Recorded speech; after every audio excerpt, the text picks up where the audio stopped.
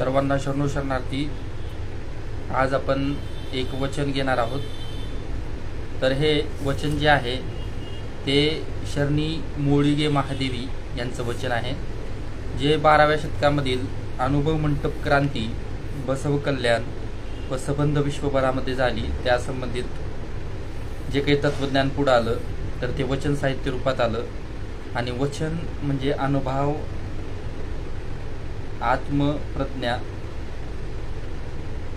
या दोन्ही गोष्टींना समोर ठेवून पुढे आणलेले आहेत। तर बघूयात काय म्हणत आहे त्या वचनामध्ये शरण।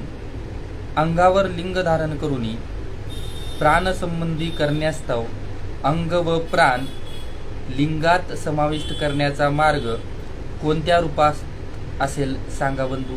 प्रश्नचिन्ह। परमात्म्याजवळ जाण्याचा मार्ग जलमार्ग, शेतवाट की पायवाट? प्रश्नचिन्ह। त्रिनेत्र चैतन्याचा मार्ग आहे कुठे? प्रश्नचिन्ह। ह्या सर्वव्यापी लिंगाचे चित्तभेद समजूनी आत्म्यास चित्तास हृदय सामावून भगवंताच्या निज स्वरूपाचे करस्थलावर निमग्न होऊन ध्यान केल्यास अंगलिंग वेगळे न होता एकाकार होऊनी म्हणजेच सत्क्रियास्थल सद्भावस्थल हे माझ्या प्रिय इम्मडी नीळकंठ मल्लिकार्जुना। तर हे प्रिय इम्मडी नीळकंठ मल्लिकार्जुना हे शरणी मोळिगे महादेवी यांचं वचनांकित आहे। तर काय म्हणत आहेत या वचनामध्ये शरणी महादेवी?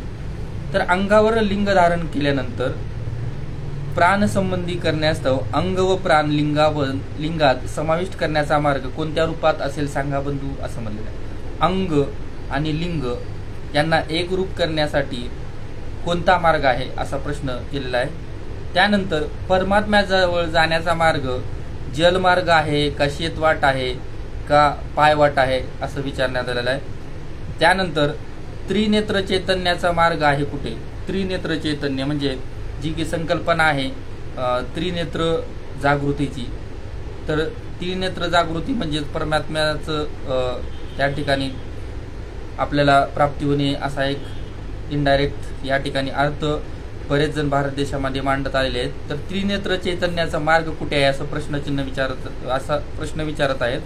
त्यानंतर ह्या सर्वव्यापी लिंगाचे चित्तभेद समजूनी आत्म्यास चित्तात हृदय समावून भगवंताच्या निज स्वरूपाचे करस्थलावर निमग्न होऊन ध्यान केल्यास, म्हणजे आपल्या हातामध्ये जे काही इष्टलिंग आहे आपण जे हृदयावरती परिधान करतो ह्याचं ध्यान केल्यानंतर आपण ज्यावेळेस त्याला रोज सकाळी 15 मिनिटे कंटिन्युअस पूर्णपणे अंधारामध्ये निरीक्षण करतो त्यावेळेस पूर्णपणे आपला प्राणलिंग आणि तो इष्टलिंग एकरूप होतो। आणि जी काही फिजिक्स मधली कन्सेप्ट आहे इनफायनाइट युनिवर्स, कंटिन्युअस जे काही इनफायनाइट युनिवर्स आहे किंवा त्या ठिकाणी law of conservation of energy आहे, energy can not be created nor be destroyed but one form of the energy can be converted to another form and total energy of the universe constant. त्यानंतर शून्य ही जी काही संकल्पना आहे, त्यानंतर subconscious माइंडची power जी काय, या सगळ्या गोष्टीला उलगडण्यासाठी आपल्याला पूर्णपणे अंधारामध्ये पहाटे 15 ते 20 मिनिट कमीत कमी अर्ध्या तासापर्यंत आपण इष्टलिंगाचं निरीक्षण करायचं आहे। इष्टलिंगाचं निरीक्षण केल्यामुळं सर्वात प्रथम ही स्वतःची ओळख होते, आपण कोण आहोत, आपण चैतन्य हे ऊर्जेच्या रूपामध्ये आहे याचं जाणीव होते। तोच परमात्म्याकडे किंवा परमात्मा निर्गुण निराकार रूपात कसा आहे हे जाणून घेण्यासाठी पूर्णपणे अंधारामध्ये त्या ठिकाणी तुम्ही इष्टलिंगाचं निरीक्षण करत करत स्वतःचं निरीक्षण करायचं। इष्टलिंग योगाचा फायदा काय आहे? तर तो इष्टलिंग योग केल्यामुळे माणसाचं आयुष्य हे वाढतंय, माणसाला कुठल्याही प्रकारचा रोग मानसिक शारीरिक बौद्धिक हे विकार होत नाहीत, तो पूर्णपणे निरोगी राहतो, त्याची कार्य करण्याची क्षमता ही वाढते। त्यानंतर त्याला सर्दी ताप खोकला अशा गोष्टी ह्या खूप म्हणजे 1% 99% तो पूर्णपणे निरोगी राहतो। एखाद्या % ची शक्यता फक्त वर्षातून एखाद्या वेळेस होऊ शकते सर्दी, ती पण नाहीशी होते कंटिन्युअस योग केल्यामुळे। अशा पद्धतीने इष्टलिंग योग केल्यामुळे जे काही ब्रेनचे 2 टाईप आहेत, सबकॉन्शियस आणि कॉन्शियस, हे पूर्णपणे ऍक्टिव्ह होतात। तुम्ही पूर्णपणे वर्तमानात जीवन जगता, जीवन काय हे लक्षात येऊ लागतं। त्यानंतर सबकॉन्शियस ब्रेनची जी काही 90% पॉवर आहे ती पूर्णपणे ॲक्टिवेट होते आणि तुम्ही म्हणताल त्या पद्धतीनं जीवनामध्ये तुम्हाला त्या ठिकाणी पुढं जाता येतं. तर अशा पद्धतीने या ठिकाणी डिटेलमध्ये त्याचे अर्थ असतात. तर ह्या ठिकाणी शरणनी वचनामध्ये काय म्हणलेलं आहे बघा, मोळीजी महादेवी यांनी, त्रिनेत्र चैतन्याचा मार्ग आहे कुठे, ह्या सर्वव्यापी लिंगाचे, हे जे काही सर्वव्यापी आहे, विश्वव्यापी, इन्फायनाइट, फिजिक्समध्ये कन्सेप्ट आहे इन्फायनाइट युनिव्हर्स, ह्या सर्वव्यापी लिंग त्यालाच म्हणलेलं आहे infinite universe, that is the सर्वव्यापी लिंग. चित्त भेद समजून आत्म्यास चित्तात समावून, हे जे काही आत्मा आहे त्या आपल्या चित्तामध्ये समावून भगवंताच्या निज स्वरूपाचे कर स्थलावर निमग्न होऊन ध्यान केल्यास, भगवंताचं जे निज स्वरूप आहे पूर्णपणे निर्गुण निराकार, त्याचं निमग्न होऊन इष्टलिंग रूपात ध्यान केल्यामुळे अंगलिंग वेगळे न होता एकाकार होऊन, अंग आपलं हे अंग आणि हे आपलं लिंग, इष्टलिंग, प्राणलिंग, अंग हे पूर्णपणे एकरूप होतं. आपली ओळख होते, परमात्म्याची ओळख होते, इन्फायनाइट युनिव्हर्स, इन्फायनाइट एनर्जीची ओळख होते, म्हणजेच त्या ओळख होते म्हणजेच अनुभव येतो.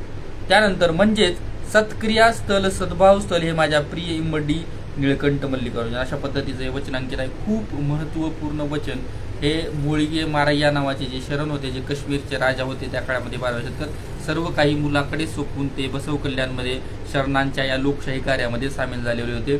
बघा, आजच्या काळामध्ये लिंगायत धर्माचं जे काही सर्वात महत्त्वपूर्ण तत्व आहे तर ते इष्टलिंग धारणा आणि इष्टलिंग योग आहे. सर्वात प्रथम भारत भूमीमध्ये जातीय पातळीवर समानता आणण्यासाठी, सर्व मानव जातीमध्ये समानता आणून त्या ठिकाणी भक्ती रुजवण्यासाठी, लोकांमध्ये मानवता, लोकशाही रुजवण्यासाठी प्रत्येक जीवाचा या ठिकाणी विचार केलेला आहे लोकशाहीमध्ये शरणांच्या, महात्मा बसवण्यांच्या. तर अशा पद्धतीचे डिटेल तत्वज्ञान आहे. त्यामध्ये त्याचाच एक भाग म्हणून माणसाला किंवा कुठल्याही व्यक्तीला निरोगी राहण्यासाठी त्या व्यक्तीच्या शरीराचं शुद्धीकरण, मनाचं शुद्धीकरण, त्याच्या आत्म्याचं शुद्धीकरण करून त्याला निरोगी ठेवण्यासाठी सर्वात महत्त्वपूर्ण हा इष्टलिंग योग आहे. त्यानंतर दुसरं महत्त्वाची गोष्ट म्हणजे अनुभव मंडप, जो 12व्या शतकामध्ये जगातील पहिली लोकशाही संसद म्हणून कुठे आली, तीच प्रत्येक देशामध्ये नंतर संसदेच्या रूपामध्ये त्याचंच प्रारूप पुढं आणण्यात आलेलं आहे. 12व्या शतकातील सर्व शरणांचं त्या अनुभव मंडपाची प्रतिकृती बनवून किंवा प्रतिकृती बघून किंवा त्याचा अभ्यास करून त्याच पावलावर पाऊल ठेवत त्या ठिकाणी वेगवेगळ्या देशामध्ये क्रांत्या झालेल्या आहेत आणि ते देश लोकशाहीमय झालेले आहेत. पण आज 21व्या शतकामध्ये जी काही भक्ती, त्यानंतर सामाजिक समानता, राजकीय समानता किंवा राजकीय लोकशाही, त्यानंतर साहित्य, शिक्षण, ह्या प्रत्येक क्षेत्रामध्ये जी काही क्रांती झालेली आहे शरणांची, त्या क्रांतीला 21व्या शतकामध्ये समोर ठेवून science and technology, modern world आणि शरण तत्वज्ञान हे समजून घेत आपल्याला पुढे जावं लागेल. ते 12व्या शतकामधले जे काही हे ज्ञानाचं स्वरूप आहे, जे की आज पण पूर्णपणे कॉन्शियस आहे, आज पण जगाला नाही तर प्रत्येक व्यक्तीला त्याची गरज आहे. कारण की हे काही विशिष्ट जाती धर्मापुरतं मर्यादित नसून हे लोकशाहीसाठी, मानव कल्याणासाठी, जगत कल्याणासाठी निर्माण झालेलं आहे. पूर्णपणे सायन्स, टेक्नॉलॉजी, मॉडर्न वर्ल्ड आणि शरण तत्वज्ञानच्या आधारावरच हे तत्वज्ञान पुढे आलेलं आहे. तर 21व्या शतकामध्ये सुद्धा आपल्याला जे काही 12व्या शतकातले शरण होते त्यांची अनुभूती घ्यायची असेल तर आज सुद्धा एक जवळपास 50च्या आसपास शरण हे 21व्या शतकामध्ये त्याच तत्वाप्रमाणे जगतात, आचरण करतात. दर महिन्याला, प्रत्येक महिन्याच्या पहिल्या रविवारी त्या ठिकाणी 12व्या शतकात जो अनुभव मंडप चालायचा त्याच पद्धतीने 21व्या शतकामध्ये अनुभव मंडप प्रत्येक महिन्याच्या पहिल्या रविवारी घेण्याचा प्रयत्न होतो. तर तुम्हाला आज बघा, तुम्ही पूर्ण जगामध्ये जे काही वेगवेगळ्या धर्माचे मूळ केंद्र आहेत तर ते आहेत, त्या पद्धतीनेच लिंगायत धर्माचं मूळ जे काही केंद्र आहे किंवा लोकशाहीचं जे मूळ केंद्र आहे ते बसव कल्याण आहे. आजही त्या ठिकाणी शरणांच्या गवी आहेत, त्या ठिकाणी जाऊन आपण इष्टलिंग योग करावं, बसव कल्याण हे पूर्णपणे पाहावं. अशा पद्धतीनं हे जे काही तत्वज्ञान आहे त्याची अनुभूती आज सुद्धा घेता येते. ही खूप मोठी उपलब्धी ह्या मानव जगतासमोर आहे किंवा ह्या लिंगायत धर्मियांपुढे हे जे खूप मोठी उपलब्धी आहे. ज्याला हे कळालं किंवा ज्याचा हे अभ्यास वाढत जाईल तसतसं त्याला ह्याची अनुभूती होत जाईल. त्यामुळं जे काही आजचं सगळ्यात महत्त्वाचं जे काही काळ आहे त्यामध्ये एज्युकेशन सर्वात महत्त्वाचं आहे. त्यानंतर बसवण्णांनी किंवा शरणांनी सांगितलेलं काय एक वेळ कैलास वर्क इज वर्शिप, आणि त्यानंतर इष्टलिंग योग अनुभव मंडप, ह्या काही मूळ तत्वाला धरून त्या ठिकाणी आपल्याला पुढे जायचंय. तर सर्वात महत्त्वाचं आहे की बाबा म्हणजे हजारो लोकांची आवश्यकता नाही, 25च एखाद्या गावामध्ये शरण असावेत, पण ते भक्तीने जीवन जगणारे, आजच्या काळानुसार किंवा आजच्या काळाची आव्हाने समोर पाहून जे काही लोकशाहीमध्ये चालू आहे त्या संबंधित ही अवेअर असणं खूप महत्त्वाचं आहे. आणि ते पूर्ण अनुभूती आपणास जोपर्यंत आपण शरणांचं वचन साहित्य वाचणार नाही, जोपर्यंत आपण शरणांचा संघ करणार नाही, जोपर्यंत आपण अनुभव मंडपला येणार नाही, तोपर्यंत हे नेमकं लोकशाही म्हणजे काय आहे किंवा आजच्या काळामध्ये देशामध्ये लोकशाहीच्या माध्यमातून काय चालू आहे किंवा खरंच लोकशाहीमध्ये चांगले काम होत आहेत का, लोककल्याणकारी काम होत आहेत का, तर हे सर्व काही आपल्याला लक्षात येईल. त्यासाठी इष्टलिंग धारणा, इष्टलिंग योग, अनुभव मंडप, शरणांचा संघ हा खूप महत्त्वाचा आहे. म्हणून 21व्या शतकामध्ये जी काही आजची खूप मोठी जी उपलब्धी आहे तर ती 12व्या शतकामधला जो अनुभव मंडप आहे त्याचीच प्रतिकृती रूपात म्हणा किंवा त्याच तत्वज्ञानावर आधारित 21व्या शतकामध्ये सुद्धा तो अनुभव मंडप आपण घेत आहोत प्रत्येक महिन्याच्या पहिल्या रविवारी. आणि ते जे काही त्या काळातली तुम्हाला म्हणजे जसं जसं तुम्ही वाचन करत जाताल, जसं जसं तुम्ही त्यामध्ये साधना आचरण करत जाताल, ती जी अनुभूती येईल शरणांची तुम्हाला सबकॉन्शियस लेवलला, त्याची अनुभूती तुम्ही बसव कल्याणमध्ये गेल्यानंतर तुम्हाला मिळेल. कारण की ऊर्जा ही निर्माण करता येत नाही, नष्ट करता येत नाही, फक्त तिचं एका रूपातून दुसऱ्या रूपांतरण होते. ज्या शरणांनी त्या गवीमध्ये म्हणजेच गुफेमध्ये बसव कल्याणच्या इष्टलिंग योग केलेला आहे पहाटे, ती ऊर्जा ज्यावेळेस तुम्ही इष्टलिंग योग करता इनडायरेक्ट रूपामध्ये तुम्हाला मिळतेच. कारण की ऊर्जा नष्ट करता येत नाही, हे रूल आहे, म्हणजे लॉ आहे, सायन्सचा law of conservation of energy. तर ह्या सगळ्याची अनुभूती घेता येईल. मानव जगतासाठी लोकशाहीमध्ये सर्वात महत्त्वाचं जे मानवता आहे तर त्यासाठी लागते भक्तीची जोड, त्यासाठी लागते साधनेची जोड, तरच ती लोकशाही टिकून राहते. विदाऊट भक्ती, विदाऊट साधना आणि दासोह तत्व हेच शिवम आहे. दासोहम शिवम.